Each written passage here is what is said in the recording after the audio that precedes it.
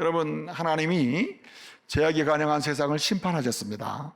그래서 창세기 6장부터 8장까지 보게 되면 노아 때에 물의 심판이 있어요. 홍수 심판이 있거든요. 홍수 심판을 하고 나서 다 죽었잖아요. 세상이 다, 생명이 다 죽었단 말이에요.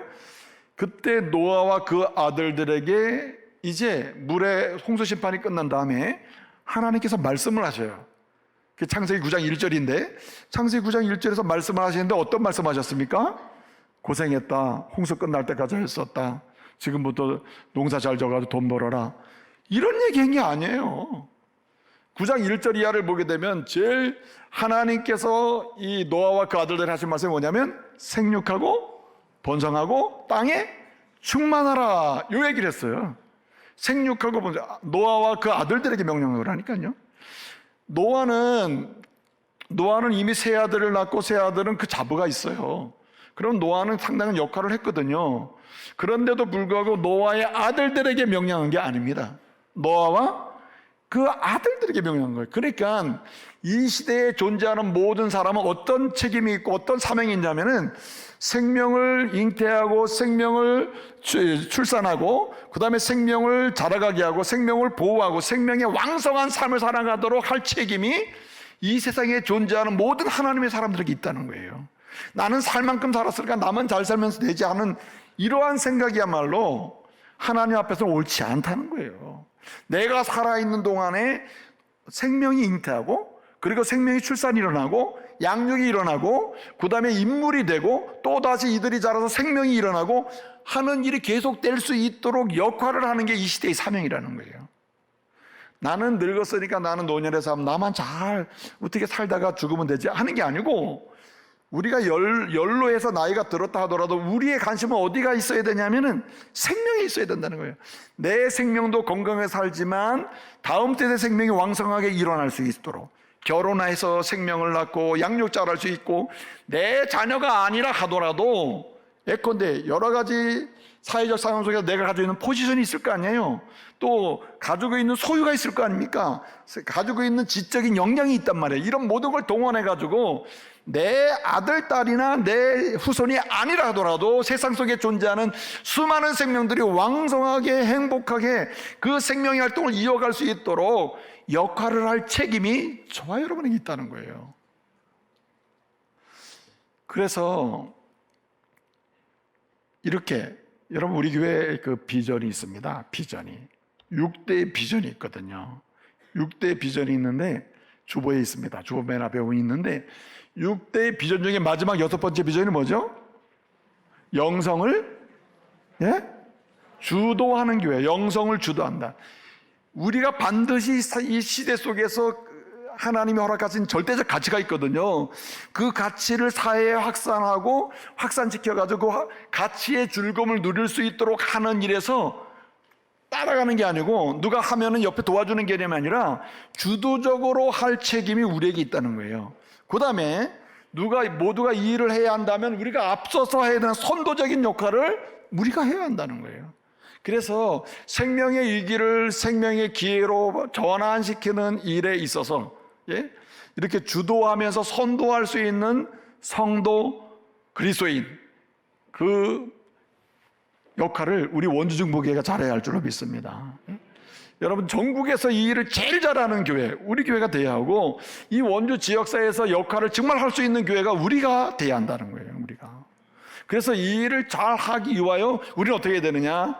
하나님의 명령에 다시 귀를 기울여야 돼요. 하나님의 명령은 무엇입니까? 한마디로 결혼하라는 거예요. 그리고 생육하고 번성하라는 겁니다. 그래서 이 창세기 9장이나 하나님 처음 만드실 때 창세기 1장 28절이나 명령이 똑같아요.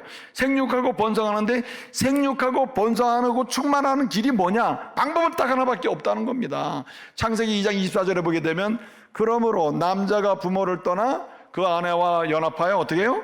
한 몸을 이룰지니라. 결혼밖에 없다는 겁니다. 결혼.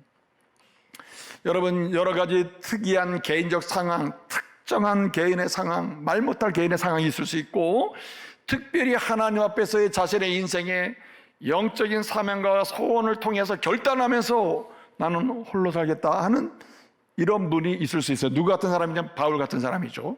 그래서 이 고린도전서 7장 8절에 보게 되면 바울이 이런 얘기를 해요. 혹시 혼자 사는 사람, 그리고 또 가부로 계신 분 중에 나와 함께 그냥 그렇게 가는 것도 좋겠다라고 해요. 그때 그냥 그렇게 가는 게 좋겠다고 할 때는 결혼하면 고생이니까 결혼하지 마. 재혼하면 고생이니까 재혼하지 마. 이 얘기가 하는 게 아니고, 요는 결혼을 안 해야 한다면 그 이유는 뚜렷해야 되는데, 주님 앞에서 내 인생을 주님이 기뻐하시는 그 사명에 올인하기 위하여 내가 부득이 그런 결단을 할 수는 있겠다는 거예요. 그러나 그 외 모든 사람, 자신에게 주어진 삶의 여정을 살아갈 때 이 결혼은 하나님의 명령이고 선물이라는 거예요. 아멘. 그래서 우리는 이 결혼을 하나님 주신 명령이고 선물이며, 결혼한 이후에 자녀를 출산하는 것은 선택의 문제가 아니라 하나님의 명령이며 축복이라는 사실을 어떻게 합니까? 우리는 인식하고 그것을 도모하는 일에 힘써야 한다는 거예요. 여러분, 하나님이 세상을 만드실 때 4가지 가치를 주셨거든요. 첫째는 사랑하며 살아라. 둘째는 샬롬, 평화롭게 평화하게 살아라. 셋째는 자유, 죄 짓지 말고 죽는 일 하지 말고 죄와 사망으로부터 벗어나서 하나님이 기뻐하시는 이렇게 생명, 그리고 생명활동, 그리고 하나님 좋아하시는 의로운 삶을 위하여 의롭게 생명활동을 왕성하며 살아라. 그런 자유를 내가 준다 해서 자유를 주셨단 말이에요. 그리고 의로움을 위해서 이제 정의라는 가치를 주셨거든요. 근데 이렇게 정의롭게 살아라, 평화롭게 살아라, 뭐 샬롬, 그 다음에 사랑하며 살아라, 자유를 마음껏 누리며 살아라 할 때 이 4가지의 가치의 중심이 뭐냐면, 이렇게 해서 남는 결과가 뭐냐는 거예요. 사랑하며 샬롬을 누리며 자유하며 정의를 지키며 사면 남는 게 뭐냐요? 남는 게 결과가 뭐고 열매가 뭐냐는 거예요. 그 남는 것도, 그리고 결과도, 과정도, 시작도 다 뭐냐면은 생명밖에 남는 게 없는 거예요. 아멘. 우리가 사랑하면 생명다워지고, 사랑하면 생명이 잉태되고, 사랑하면 생명이 지켜지고, 평화하면 생명 한 사람이라도 더 기쁘게 생명활동을 할 수 있고, 죄로부터 자유해서 의롭게 살고 사망으로부터 자유케 되면 어때요? 마음껏 생명활동을 하고 생명을 가진 자로서 자신이 주신 달란트를 발현하고 살 수 있는 거 아니에요. 생명이라는 겁니다. 그래서 하나님이 세상을 만드신 다음에 주신 모든 가치, 사람이 어떤 일을 하든지 그 결과는 생명이고, 과정도 생명이고, 시작도 생명이라는 거예요. 생명을 위하여 이게 가능하다. 왜 여러분이 하루 종일 일합니까? 내 생명 때문에 하는 거 아니에요? 자녀 생명 때문에 일하는 거 아니에요? 그렇죠? 그렇기 때문에 하나님의 명령에 귀를 기울이는 사람은 저출산, 결혼의 위기, 이런 문제를 극복하는 선도 또는 주도적인 그리스도인이 될 수 있다는 말입니다. 결혼은 명령이에요. 그냥 취사 선택할 수 있는 문제가 아니라는 거죠. 그리고 또 출산은 이것도 명령의 축복입니다. 축복과 명령은 같이 가잖아요. 결혼을 통해서 자녀를 양육하는 일이나 이게 안에 사명에 속한다는 거예요. 사명에. 이거는 그래서 내가 결혼을 주례할 때 이렇게 하거든요. 잘 사세요. 행복한 부부가 돼야 합니다. 결혼한 건 진짜 잘한 거다. 하나님의 명령에 순종한 거다. 잘 사는 길은 뭐냐? 서로 사랑하고 신뢰하고 귀하게 아끼면서 존경하면서, 그리고 그냥 매일 눈만 뜨면 계속 사랑한다, 존경한다, 예? 당신 내게 소중하다, 이렇게 축복하면서 많이 표현하며 살아라. 그래서 당신 뜻대로 안 될 거다 알면서도 못하는 게 더 많더라, 내가 살아보니까. 그래서 예수 잘 믿어야 된다. 예수 안에 있으면 안 되는 것도 되더라. 예? 그래가지고 제가 이제 그렇게 고민을 하거든요. 그때 여러분 핵심이 뭡니까? 내 마음에 들 때는 결혼 생활하고 들지 않을 때는 이게 안 된다는 거예요. 오늘 성경은 마음에 들 때 결혼 생활하고 마음에 안 들면 중지하고, 이게 아니고 결혼은 사명이며 축복이기 때문에 결혼 생활은 계속 결혼한 사람들은 유지를 해야 되는 거예요. 그래서 그때 이렇게 얘기하거든요. 결혼이 뭐냐? 결혼은 하나님의 선물인데 생육하고 번성하도록 주시는 선물이에요. 여러분, 생육하고 번성하는 일이 왜 나한테 맡겼어? 여러분, 그렇게 얘기하면 안 되는 게, 생육하고 번성하는 일이 근본적으로 결혼한 사람에게 기쁨이 돼요. 아멘입니까? 근데 여러분, 그 말이 좀 이해가 안 되면 두 번째가 있는데, 결혼을 왜 하느냐? 결혼할 때 돕는 배필을 주시는 겁니다. 아내도 남편에게 돕는 배필, 남편도 아내에게 돕는 배필이 되거든요. 근데 거기서 돕는 배필이 할 때 이 돕는다고 할 때 있잖아요. 이게 에제르예요. 히브리어로. 에제르인데 이 에제르라는 말은 누구한테 쓰는 말이냐면 하나님께 쓰는 말이에요. 하나님이 하나님 만드신 모든 사람을 모든 돕고 사람 되게 하고 하신다는 것보다 하나님의 능력으로 역사에서 돕는다는 뜻이거든요.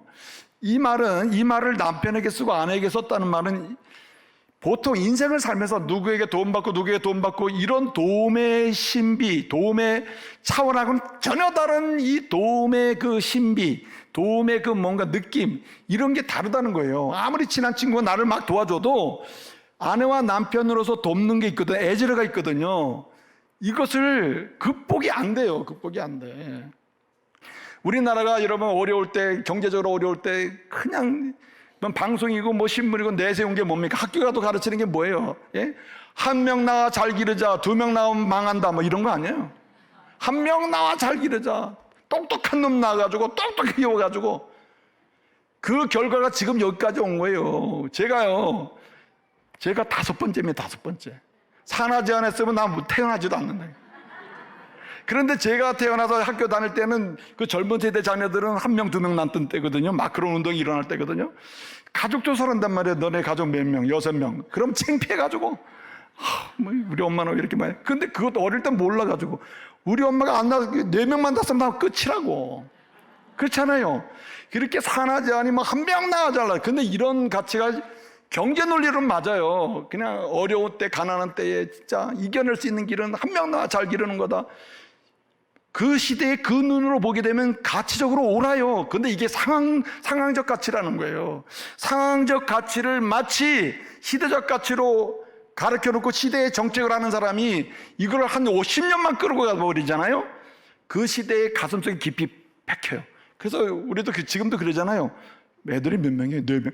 4명씩이나 이렇게 되잖아요. 이게 왜 그렇습니까? 4명이구나 좋겠어요. 이게 아니라 3명이구나 이게 너무너무 좋겠네. 이게 아니고 3명씩 이렇게 되는 이유가 어디 있습니까? 성경의 교육을 받았습니까? 아니면 뭐 누가 의미 있는 교육을 가르쳤습니까? 산하제 안에 뭐네 해가지고 이게 쭉 오다 보니 1명 낳는 게 정당하고 2명 낳으면 좀 많고 3명은 안 되겠다 이렇게 돼버리는 거 아니에요? 그렇지 않습니까? 그렇기 때문에 이게 다 시대적 작은 여우라는 거예요. 그래서 그리스도인은요, 상황적 가치를 주장할 때는 절대적 가치를 먼저 알아야 돼요. 절대적 가치 속에서 이 상황적 가치가 얼마나 유용한가, 얼마나 타당한가를 따져야 되는 거죠. 그래서 우리 10년 전에 여러분 뭐 산하제 안 하고 이런 운동을 펼쳤던 정책가들이 지금 비난을 받고 있는 거 아니에요? 좀 널리 내다보고 민족적 미래를 내다보고 어떤 식으로 가야 될지를 좀 규모 있게 정했어야 되는데 무조건 1명만 내라는 거 아니에요. 그래서 인구가 쭉 줄고 있는데 여러분 우리는 이런 면에서 하나님의 그 명령 결혼해라 출산해라 그리고 국가적으로 민족적으로 함께 믿음의 공동체에서 이 아이가 이 땅에 태어난 생명은 우리 모두의 생명이기 때문에 이 양육이 되도록 해야 되는 책임이 있는데 이런 걸 못하게 만드는 이런 작은 여우를 잡아가면서 말이죠. 우리가 결혼의 명령, 결혼의 사명, 그 다음에 출산의 명령, 출산의 사명을 잘 이루어갈 수 있고 축복으로 만들어갈 수 있는 우리 교인들 되어야 할 줄로 믿습니다. 여기 우리 진짜 관심 가져야 돼요. 진짜 관심 가져야 됩니다. 그리고 또 우리가 이런 생명의 위기를 생명의 기회로 이렇게 주도하면서 선도할 수 있는 교회의 성도가 돼야 하는데 이런 성도가 되면 어떻게 해야 되느냐? 부모 세대가 행복한 부부 생활과 가정 생활을 해야 돼요. 여러분 다 많은 청소년들이 결혼을 안 하면 안 할 수 있으면 안 하고 줄일 수 있으면 안 하겠다고 하는 이 풍조 신조가 막 일어났거든요. 풍조가 생겼어요. 그 원인을 제공한 사람은 부모 세대입니다. 여러분 어머니들이 일상적으로 하는 말이 있어요. 연세가 드시고도 시집간 딸에게 네 아버지 원래 그러잖아. 네 아버지 원래 그러잖아. 아유 그냥 사는 거지 뭐. 네 아버지. 그런데 이 딸도 결혼해가지고 아이가 크면 그러거든요. 네 아버지 원래 그러잖아. 그리고 그 자녀도 또 태어나가지고 또 잘하잖아요. 결혼하면 또 얘기하는 거예요. 네 아버지 그러지. 이게 대물림 되는 겁니다. 대물림. 행복한 가정이나 행복한 결혼 생활에 대한 이미지보다는 힘들구나, 결혼은 피할 수 있으면 피하는 게 좋겠구나. 다른 방법으로 인생을 즐기는 게 좋겠구나. 이런 식으로 끌고 간다는 거예요.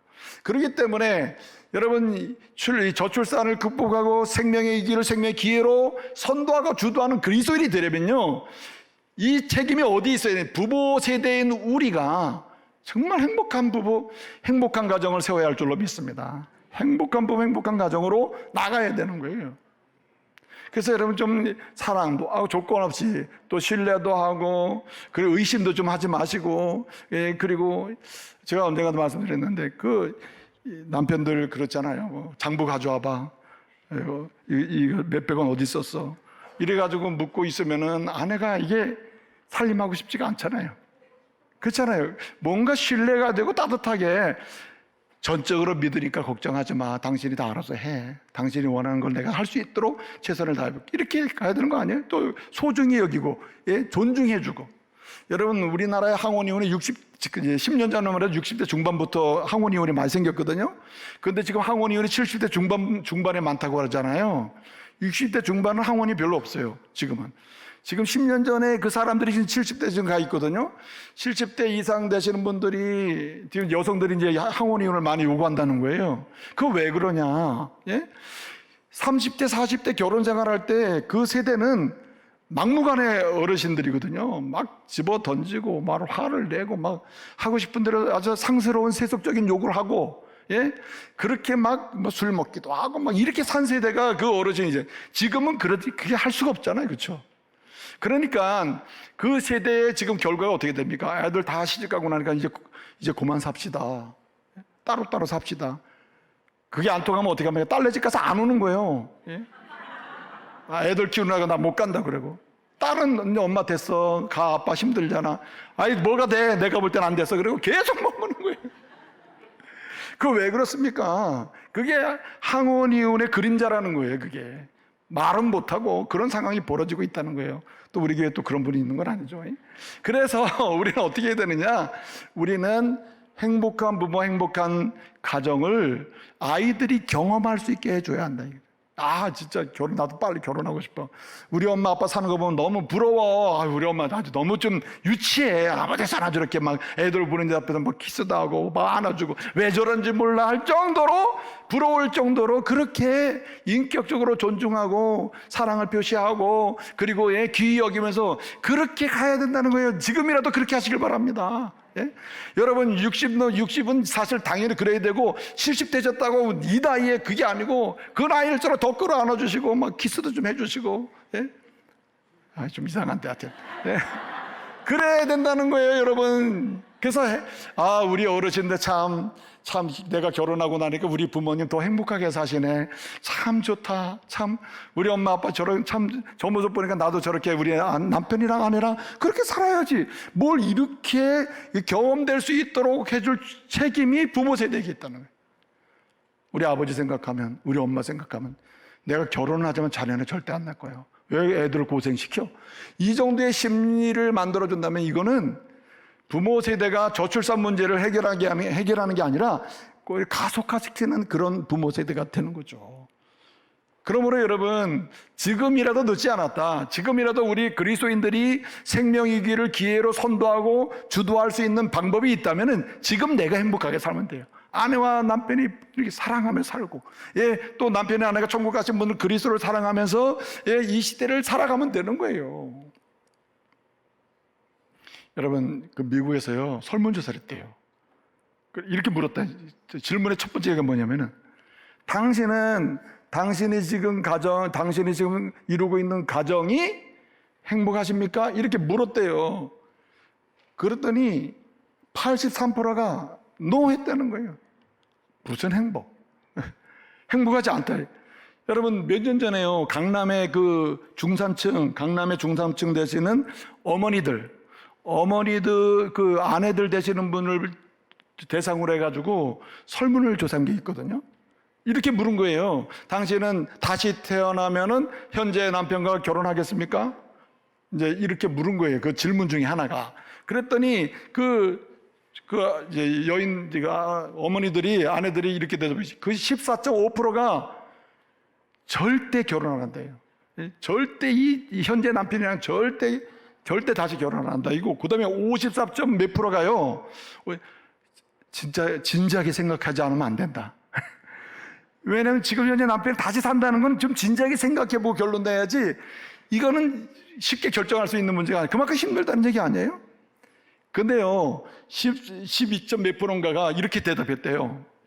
뭐라고 대답했느냐? 다시 결혼은 그건 나중 문제고 아주 지겨워 죽겠다, 이렇게 했다는 거예요. 아주 지겹단 말이에요. 쳐다보는 것도 지겹다는 거예요. 그런데 거기 5%가 마지막에 5%가 이렇게 얘기했대요. 뭐라고 얘기했냐면은 증오한다. 이 남자 때문에 내 인생이 망쳤단 말이야. 증오한단 말이야. 애들 때문에 안 살 수도. 이렇게 사는 여인들이 5% 나왔대요. 우리 중부교회에서 했으면은 다시 산다 할 거가 한 100% 나올 것 같더래요. 여기 우리 집사님들 얼굴이 그래요. 그래서 그만큼 부부가 행복한, 그냥 겉으로는 뭐 인꼬부요, 뭐 겉으로는 그냥 부부로서 잘 살아가는 것처럼 보이는데 내적으로는 너무 깨어져 있고 심리적 별거라는 게 있어요. 심리적 별거. 그냥 같은 집에서 밥도 먹고 다 하는데 마음은 이 사람한테 없는 거야. 이 사람 남편한테도 없는 거예요. 심리적 별거 속에서 온갖 상상을 다 하고, 그래서 기회만 되면 밖에서 외도적 성향의 선택을 하게 되는 거예요. 이런 가정에서는 아이도 심리적으로 그런 아이가 자란다는 거죠. 여러분, 사람은 종교적 존재예요. 그렇기 때문에 말 하나도 다 알아들어요. 말 하나도. 이렇게 느낌이 있다는 거예요. 느낌이. 특별히 자라나는 세대는 민감성이 100%예요. 영적 정서적 민감성이 100%가 지금 엄마 아빠가 어떤 상태다 금방 압니다. 말 안 해도 되고요. 표정 안 바꾸려고 노력해도 다 알아요. 다 알아. 그러니 부모 세대가 노력하지 않으면 거꾸로 가는 겁니다. 결혼하기 싫다, 애는 안 낳겠다, 나는 진짜 이런 가정 만들고 싶다, 그렇게 되는 거 아닙니까?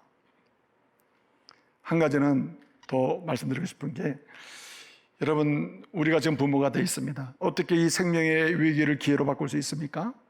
젊은 세대를 후원해야 돼요. 후원해 줘야 됩니다. 어떤 분은 이제 그렇게 얘기해요. 뭐 다 좋은 의미 있는 것 같아요. 내가 너 대학까지 시켰으니까 네가 돈 벌어서 네가 결혼하고 네가 알아서 잘 살아라. 맞는 말이에요.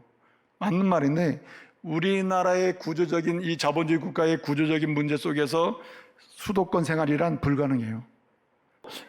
내 아낄 때문에 네가 알아서 해라 이러면 안 되고요. 우리 부모 세대 때문에 저와 여러분이 이렇게 잘 컸잖아요.